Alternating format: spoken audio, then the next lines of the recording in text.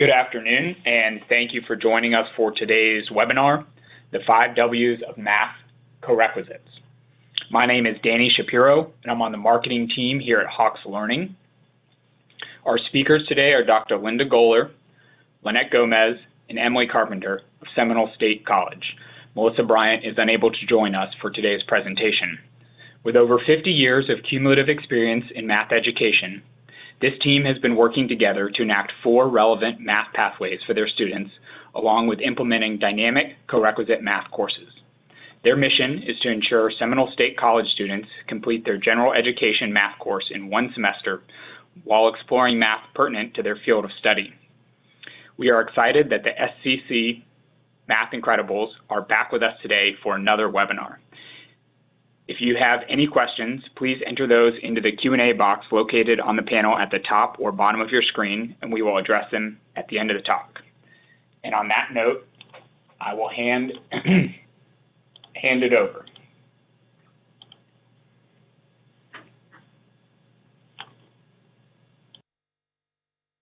Hi, everybody. Emily Carpenter here, and I'm going to start out and kind of start out with some introductions, and then we're going to go through the 5 W's of what we've done here at Seminole State College. And if you have some specific questions, then please do holler, and we would love to answer your questions. So I'm going to start with the who. So this is the who. There's me on the end. We have Dr. Lynnette Goeller, who's you're going to hear from shortly, and then Lynnette Gomez.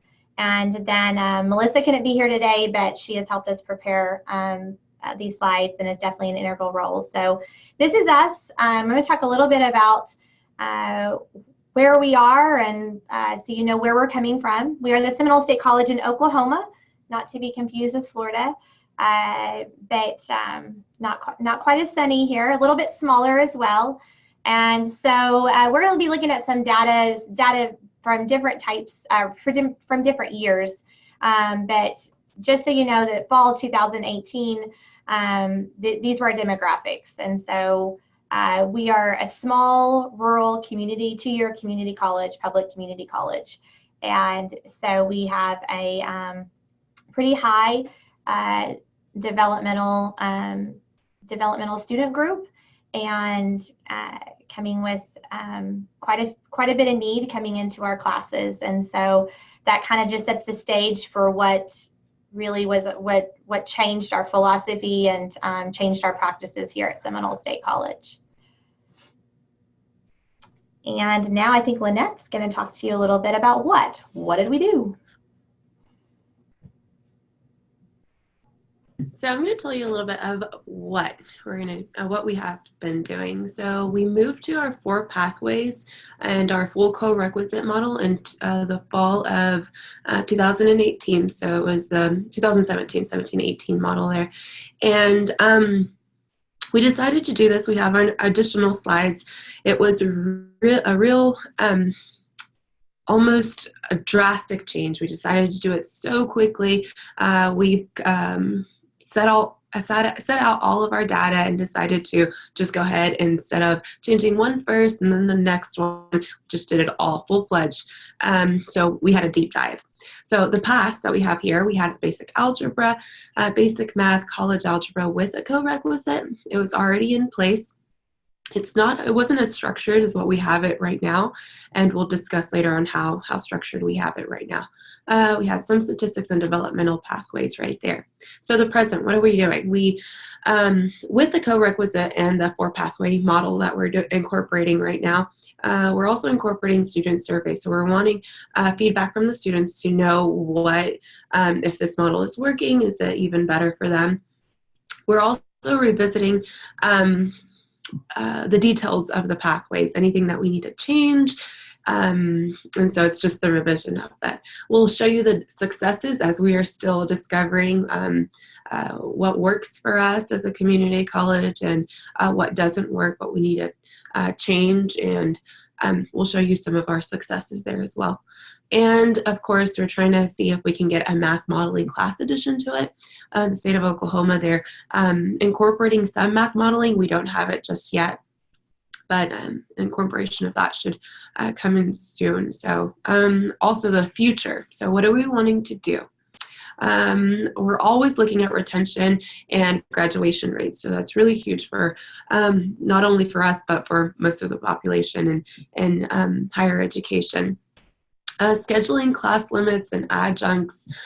That's always a big deal. We're trying to, we have a small division. So as you can tell, it's only us 4 in the math division. And so currently we have 2 other adjuncts, and we're having to tackle the scheduling with that one. Adapting, of course, we went from teaching 4 semesters of math for a specific student to now finishing it in 1 semester. So we're still trying to adapt.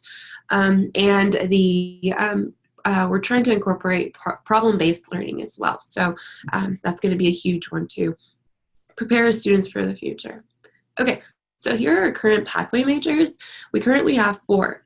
And these are the specific majors that go into each one of the classes that they're going into. So the student has to self-identify, okay, I want to go into nursing. So in nursing, they would go into elementary statistics, math 1503. So this just breaks it down into each one of the courses and their majors.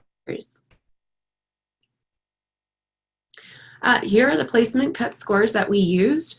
Notice that for quantitative reasoning and elementary statistics, we don't have a basic algebra. So it just goes into, if they have a 0 to 18, they're bled into the quantitative reasoning elementary statistics if they choose the major that correlates with their class. Now with these, you'll notice that 0203, that's a co-requisite course that goes along with them. So if they have an ACT score of 0 to 18 and they're going for a nursing major, then they're going to go into the 1503, say the fall semester of this year. But since they have the ACT so low, then they also are enrolled into the math 0203. So that's the co-requisite class, and we call it special topics class. Usually it's directly after the lecture course. We'll discuss that in just a little bit as well. And with this, I'll turn it over to Dr. Goeller.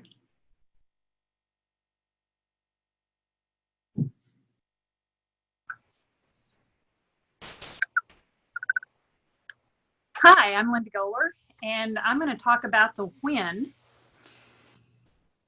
And so we started in 2011 looking at student success. In 2017, as we've said, we implemented the pathways with the co-requisites. And then with Oklahoma, all post-secondary in fall 2018 implemented the pathways. We do each one have sort of a different pathway, so we're still working within the state to get it so that everyone has 4 pathways. So on the past issues that we've had, students weren't graduating because they couldn't get through the math. They were taking 2 or 3 years and still not getting their first math class. They weren't able to take the necessary classes because they hadn't taken their college math yet. They weren't being placed in relevant math classes because most 4-year institutions still required college algebra. And as you implement this type of thing, you're going to realize that it really is important for community colleges to address the fact that the 4-year schools don't necessarily have the courses that we offer the students. And we have gotten agreements with the 4-year schools so that our courses will count. If you look at this, oh my goodness, we weren't doing well at all. The students that completed college math in 1 semester, 35.5% was the best percentage that we had. It was horrible. And so now we've gotten it much better, but a whole lot better by implementing the co-requisites. In fall 2017, we decided to try, and I tell you what, we have a great group of teachers who just said, hey, let's do the co-requisites and let's do the pathways. And we just did them all at one time. And I'm so glad that we did, because to go through one without the other, after doing one of them, we might not have gone to the other one. So in fall 2017, we said we're going to offer quantitative reasoning, pre-calculus for anyone that's going to go to calculus, and then elementary statistics. So if you stop and think about the pre-calculus, those students could be going to engineering, or they could be going to business calculus. And that's a big difference in the type of students and their learning styles that are required for students, the business students versus the engineering students. So we revised. So in fall 2017, we offered pre-calculus for business, biology, computer science, physical science, pre-engineering. About the third week into the fall 2017, we realized that the students were so different, and there was a big divide between those students' learning strategies, or their learning, the way that they learned for the business and biology versus the engineering students. The engineering students seem to really like the mathematical manipulation, where the business and biology, they like the graphs. So that spring, in consideration of our students, we started offering pre-calculus for computer science and pre-engineering, and then another course, pre-calculus for business and biology, which we consider that more of the course where we need to implement modeling and a lot more of the problem-based learning. In placing the students, we had a lot of issues with that, but offering this other course really helped. So in the future, we're looking to communication. For high schools, we're looking at communicating with counselors, math teachers, administration. The state of Oklahoma has started a Mathways to Excellence Committee comprised of representatives from career tech, K through 12, and higher education. And you'll notice that I separated the career tech because Oklahoma is one of only 2 states that their community colleges are not linked with their career tech. We do a lot with the career tech near us at SSC, but we're not linked together in the state system. So we're looking to get together to align the math from secondary all the way through post-secondary. The advisors, boy, we just have to keep communicating. We're watching our enrollment, we're watching scheduling, we're trying to create this culture of having the advisors understand that they put as many students as they can in first semester, but if the students can't get it first semester, they're going to get it second semester, and that's great. And of course, we have to teach them to put the students that need the pre-calculus in first semester as much as possible. And then another thing that we're doing is that for future students, they need to choose a meta major, and it's the state Department of Education in Oklahoma is really helping with that. Our 9th graders just this year started researching different careers, and they'll have something every year that they have to do so that when they graduate, they will have a clear path chosen, and that'll be easier for us for placement. We do want more problem-based learning. We want more modeling, especially for the pre-calculus courses. It's so important that students learn how to think and how to communicate and how to work in groups, because that's what they're doing in the real world. And we don't believe that we should just teach the individual student as much as, I guess we shouldn't individualize what we do so that students are only taking tests and only doing their homework. We want them doing things together. We do have problems with our scheduling and the class limits. In the future, we want to iron out these problems.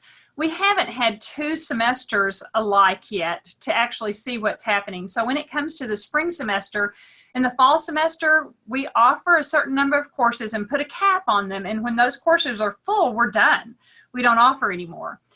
But with the spring semester, we actually count the number of students that didn't have math there during the fall, and we prepare our schedule according to those students' needs. So it's a little bit of a hassle, but once we get a pattern down, we'll be able to see how many courses we need to offer, and we'll get it to where we can offer so many courses in the fall and so many courses in the spring. This semester, we have had the experience of having other people teach our special topics rather than us, and that's something we'll discuss later. But as far as scheduling goes, it's best to have the instructor teach the special topics associated with the course.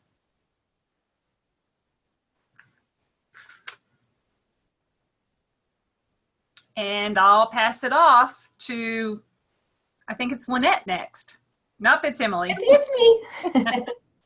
Okay, so you've heard kind of philosophically where we came from, and maybe some of our struggles. We tried to be very transparent about that, although we were very brave and courageous and knew this was best for students, and we just decided to Band-Aid it and do the corecs and the pathways and just to jump in, that we are still, like I said, we want to be very transparent about the hiccups that we have, and also knowing that there's a great opportunity for collaboration.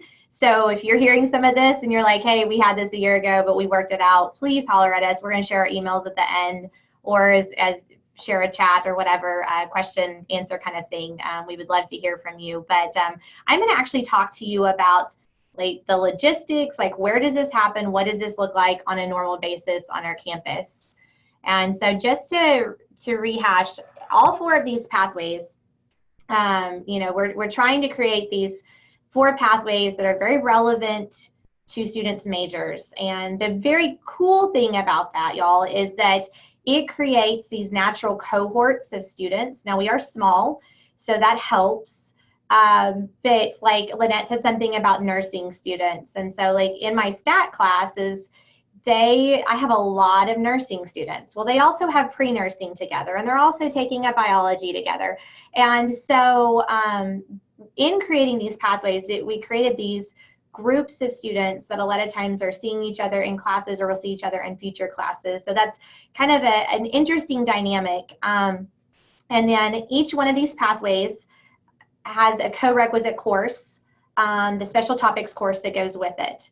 And most of the sections, almost all the sections are offered with a corec with it, and is typically offered after the credit-bearing course because of scheduling. We mentioned scheduling a couple of times. Sometimes it's offered before, and we've worked it both ways, and really kind of depends on the student.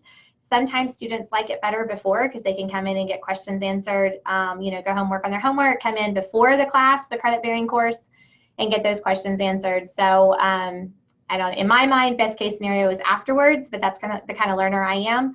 But we have had some success with some students coming in before. So, if it's a Monday, Wednesday, Friday class at 10 a.m., then at 11 a.m., as soon as they walk out of that stat class, they're going to a special topics, their corec. It is a flipped classroom approach. And so we are using Hawks Learning for all 4 pathways. And we are in a computer lab setting. And in our computer labs, there's computers on the walls, and then there's tables. And so most of the time the students are getting on and working on their assignments.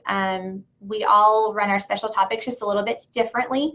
And so that academic freedom kicks in. So every once in a while, if I know that, I've gotten a lot of, kind of like the squint eyes as I'm lecturing, and I'm like, ooh, I better hit that again, I may just do a little 5-minute mini lesson for everybody, because those are the students typically that are giving me the squinty eyes, are the ones that are those developmental students. And I can't remember if we said this or not, but we are about 60 or 70% developmental in math. And so we're talking about a pretty large proportion of the credit-bearing course that's coming with us over to special topics. So we're not just talking, sometimes it's a smaller class, but a lot of times those classes are pretty big. And we'll talk about that just a little bit more, how we would like to get that to that 50-50 stage. But so this is flipped classroom approach. I already talked about those cohorts. There's only one of me or one of whoever's teaching the special topics, one of the instructors.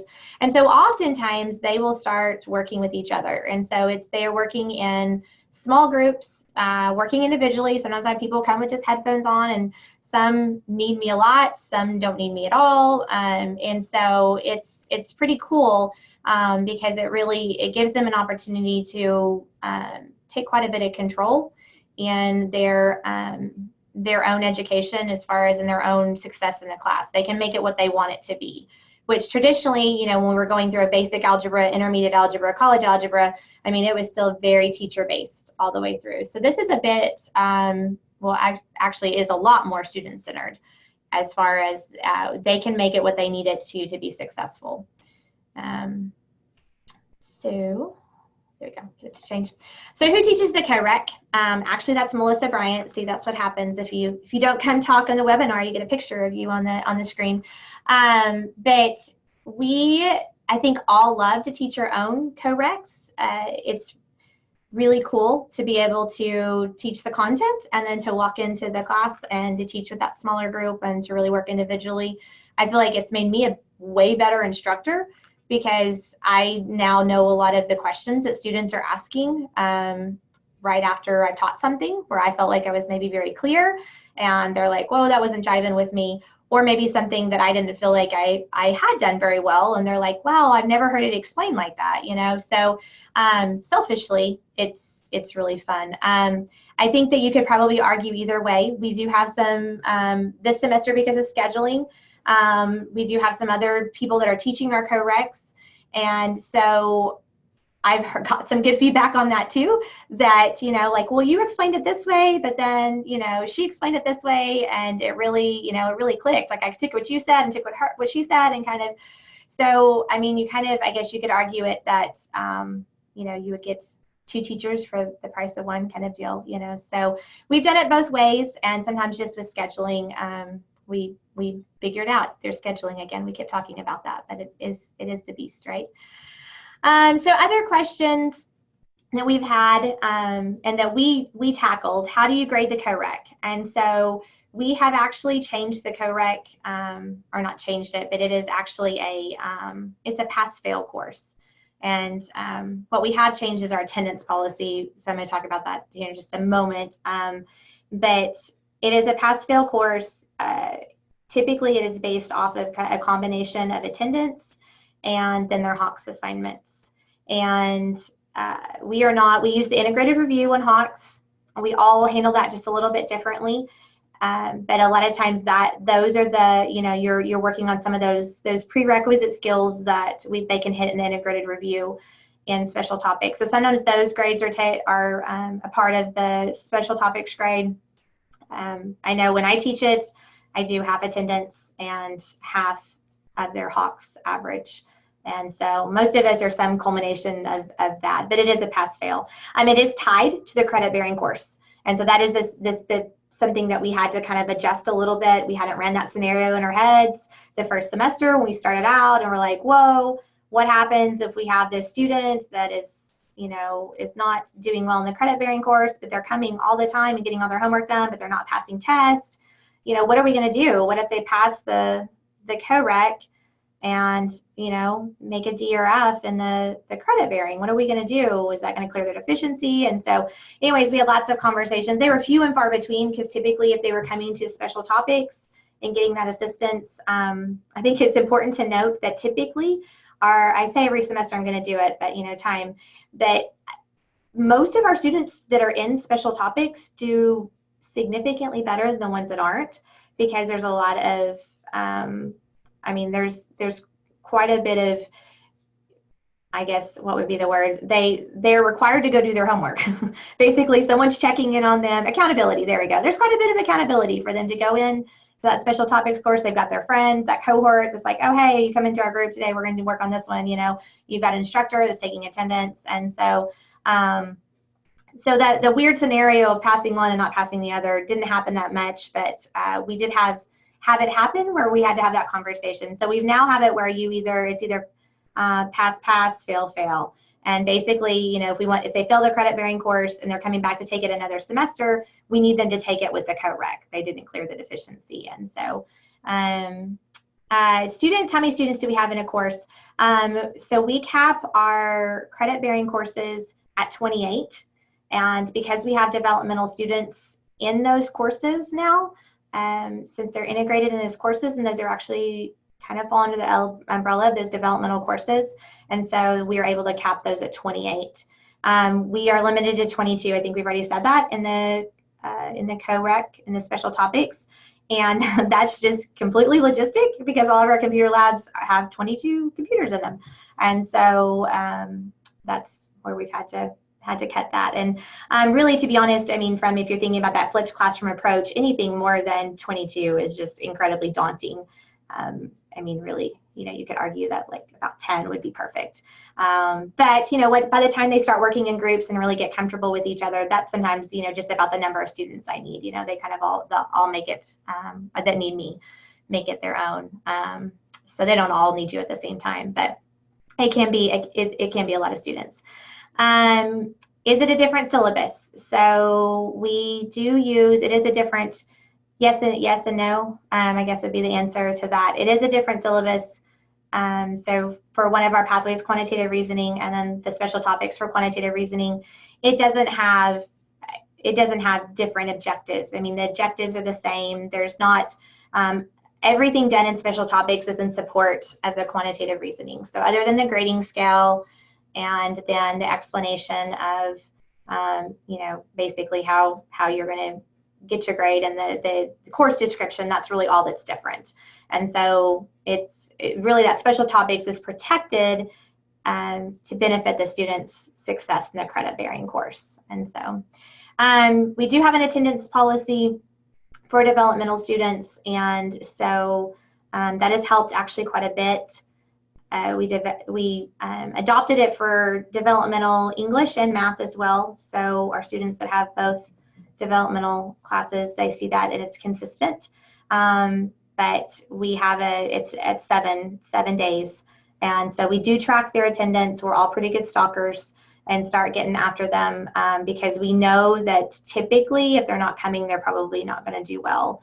And so, and we have where we can give an academic withdrawal. So that's a whole other conversation. If you want to hear about that, then let us know, email, and I can tell you more about that. But I'm going to let Miss Lynette talk to you a little bit about the why and some of our successes. Why are we doing this?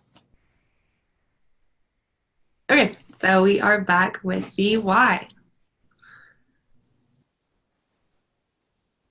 We'll scroll on to the next slide there. There we go, thanks. Okay, so of course, why are we doing this? So we're helping students getting through their credit-bearing math courses in 1 year rather than multiple semesters up to 2 years. And so, and again, that increases the retention and graduation rates. So we know that many students come in to our classroom and saying we don't like math. And so this helps, the math hurdle, allows students to really relate to the math that's being taught that is very specific to what they're wanting to be in the real world, wanting to get in their major. So it allows them just to get the experience, and it encourages them dramatically. Now, I know that some students come into to freshman semester and they're like, okay, I want to be a doctor or an engineer. And they start, if they want to be an engineer, they'd go to pre-calculus for engineering. And then they're stuck in the course for like maybe 2 weeks and they're like, okay, I don't like this, but I'm going to stick through with it. They could stick through with it and get their pre-calculus for engineering degree, but if they change their major, then they have to take another course. Say they want to go to nursing, then they're going to have to do the whole nursing pathway, which is elementary statistics. So we're helping students kind of make a decision before. And so again, that's going to increase graduation rates because we don't have students going from one major to another, and then at the end of 2 years, they have a whole bunch of classes and courses and that don't really add up to just one specific major. So that's what we're trying to do. Now, why do we do it? So I have a few slides here that incorporate some testimonials from students. And so we asked students who wanted to add or have some input into what we have been doing. And some of these students are from our first semester, second semester. And so Isaac here was really excited to pass with an A, and it was because of his special topics, which was the corequisite course. And so that's what we called it, like I said before. Mr. Bryce here as well.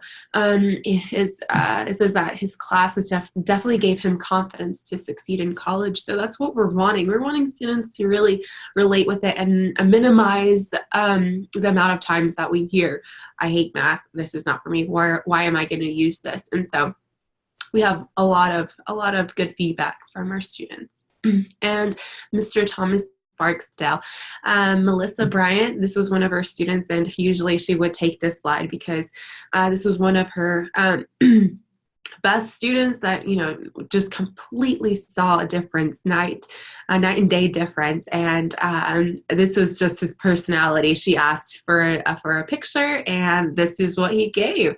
And so it just shows you the diversity of our students. And as you can tell, the last sentence, I was forced you to work hard and get the answers. Like Emily was talking about, we just, the co-requisite course along with the lecture course just allows them to do their homework and have accountability and just be present and get the most out of their classes. Now, here are our successes, as I mentioned before. Emily also mentioned this. We have a large population of our lecture students that are going directly into the special topics or the co-requisite course. For quantitative reasoning, as you can tell, 61 out of the 75 were going into the special topics. So again, we want to make that 50-50% there. So then the next slide right here, this one tells you, it's okay. Okay, this next slide actually gives you data here. And so as you can tell, this is only for the fall of 2018. It jumped dramatically from 36% to 84% in the fall of 2007. This was the completion of math in one semester. Dr. Goeller was talking about this, and this just shows you how much it really impacted our students. And it did go down in 2018, this last year, but it's the same thing with scheduling. We're trying to get a hold of all of this, but we were super excited from fall 2016 to fall 2017 to see that major change right there. And of course, we're still, in 2008, we're still more than half, or pretty much almost half than what we have been doing before. So we are still super pumped, excited to get more statistics and see what's going on here. On our next slide, you'll see pretty much the same thing that's going on here. And it includes the percentages. We're going down, but still so much more above than what we have been doing. And of course, like Emily said, we're so trying to be so transparent with everything that we're doing here, sharing our bumps and the good stuff, the bad stuff, and trying to learn and then just mold this for our students. And we're all very flexible, and we love our students more than we love math, as Dr. Goeller quotes. And it's really important for us, and we're still working through this. And as Emily said, here are emails. If you have any suggestions, if you have any questions, that would be greatly appreciated as well. Thank you. Okay, thank you so much, all of you, for the presentation. As Professor Gomez says, we would like to open it up for questions.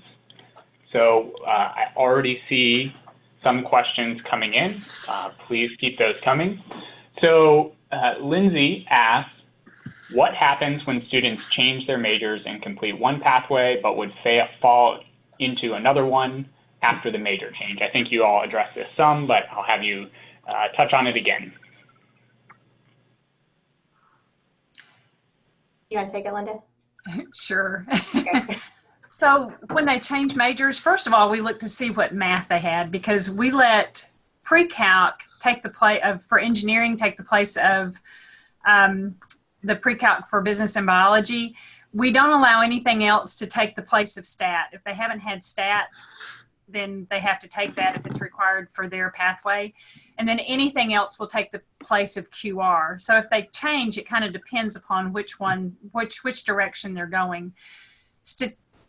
Statistics and other tests, have shown that when students switch, they usually switch within their own major.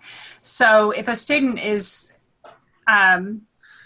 decided that they don't want to major in biology anymore, then they might switch to something, or within their own meta pathway is what I should have said. So they'll switch to something that requires that same math. So really, there isn't that much of a conflict when they decide to switch their majors, but we will consider looking at their math each time they switch to make sure that they have the math necessary for that degree. Well, and I think Lynette did say something to you about us doing student surveys, and that was one of the things we asked on the student survey, was wanting to know, for those of you that did you change your major, yes or no? And if you did you feel like that the pathway was were you in the right pathway? And most of the students, I think we had a very small percentage, I can't remember what it was on the top of my head, but a very small percentage had to go back and take another. I mean, obviously, if you come in as an education major and then you decide to go into engineering, typically, like Linda said, that's not usually they're going to fall within their own meta major. That's a bit atypical. But if you did, then yes, you're going to need to go take, you have Calc 1, 2, and 3 on your track. You need to go take that. That's not quite quantitative reasoning. But most of the students said that they changed and the pathway didn't affect their major. So that was definitely something we were concerned about. But it is on a case-by-case basis for sure as we look at that advising. And so that at our school, that was just for us, but then other studies at other schools across the nation have proved the same thing. And Lindsay has a follow-up question. She wanted us to know, she did ask before you all touched on it, but we know, of course, people come in and out of the webinar, so we do still appreciate the question, Lindsay. But her follow-up is, do you require additional materials for the corec as compared to the course? And is there added homework for the corec? So this one usually, so we use one book. And we use it for both our lecture class and for our special topics class, the corec class. And so it's the Hawks, of course. And so it's not really a book, it's the ebook. And so they'll use that for both of them. Statistics, they just require a calculator, a TI-84, or just a scientific calculator. So we try to keep it as cost effective for our students so we don't incorporate anything else. We do have integrated review, and each instructor will use it accordingly, as Emily was talking about that. For the corec classes, we do have some instructors that will add additional homework to it. It just depends on the class and the students if they're needing additional help. I believe Emily also talked about this. We can go in and reteach something if we needed to. But for the most part, we just make all of the homework assignments available, and then the integrated review also available for the students. And so they're able to work on that whether they're in the corec class or not. And it's just up to the students and up to the instructor, of course, on whether they want to add additional homework or not. Yeah, for instance, I have an adjunct that teaches the special topics for me, and she gives a little quiz every time they come in, and it's just like a little small part of their grade. But she likes to get a good feel. She is a retired teacher, and so I think she really likes to get a good feel of where they are and not, just really grade the quizzes and then meet with them individually. And so that's kind of an example of not a big part. We're not overloading them with a whole bunch more homework for that special topics, but how that everybody kind of handles it a little bit different depending on the needs of their students. Okay, thank you. And Lindsay says thank you as well. Nadia asks if you all would be willing to have me share the slides when I send out the recording of this PowerPoint. Sure. Absolutely. Okay. Wonderful. So Nadia, yes, I will make sure to include the slide deck with our recording that we will email out after the presentation. I think that is all the questions we have for right now. I know we did arrange this webinar because there were so many questions. So we were focused on answering a lot of the things that these instructors had heard before. If you do think of additional questions, of course, their emails are up here on the screen. You can always email us at marketing@hawkslearning.com, and we will either answer your question or direct you to somebody who can help. So I would like to thank all of our presenters once again, thank our audience for attending today, and I hope everyone has a great rest of their day. Thank you. Bye.